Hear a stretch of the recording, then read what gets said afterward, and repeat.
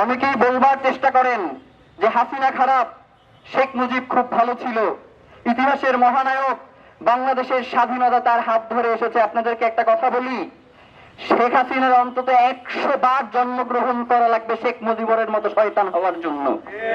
আজকে পর্যন্ত তাদেরকে ইতিহাসে মহানায়ক সাব্যস্ত করবার জন্য একটা গোষ্ঠী তাদের কার্যক্রম অব্যাহত রেখেছে।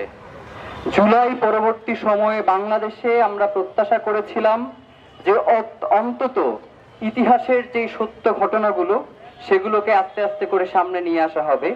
কিন্তু অত্যন্ত ব্যর্থতার বিষয় হচ্ছে যে আজকে ইনকিলাব মঞ্চ ব্যতীত কেউ আজকের এই দিনে এমন একটা আয়োজন করে নাই।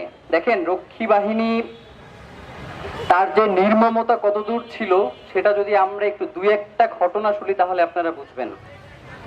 আহমেদ মুসা তার ইতিহাসের কাঠগড়ায় আওয়ামী লীগ বইতে লিখছেন যে বাবার সামনে ছেলেকে গুলি করে হত্যা করা হয়েছে।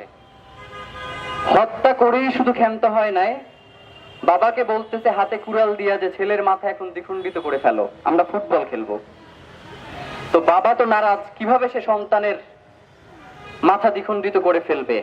তো বাবাকে নিষ্ঠুর ভাবে নির্যাতন করার পরে বাবা বাধ্য হয়েছে সন্তানের মাথা দেহ থেকে আলাদা করে দিতে। শুধু এইখানেই সীমাবদ্ধ নয়, নরসিংদীতে একজনকে জীবন্ত কবর দেওয়ার মতো ঘটনা ঘটেছে এবং তিনি মুক্তিযোদ্ধা ছিলেন।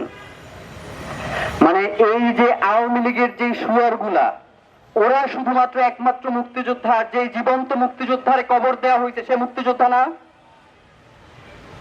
আপনি ভাবেন, গ্রামের পর গ্রাম এখন যেইভাবে বলে না যে রাজাকার অমুক তমুক বিভিন্ন ট্যাগ দেওয়ার চেষ্টা করে, তখন অমুক ঘরে জাসদ আছে কিনা, অমুক এলাকায় জাসদ আছে কিনা, অমুক এলাকায় বিরোধী মতের লোকজন আছে কিনা, এই প্রোপাগান্ডা ছড়িয়ে ওই এলাকাকে ঘেরাও দিয়ে ওই এলাকার নারীদেরকে গণহারে ধর্ষণ করা হয়েছে এবং পুরুষদেরকে হত্যা করার মতো ঘটনা ঘটেছে।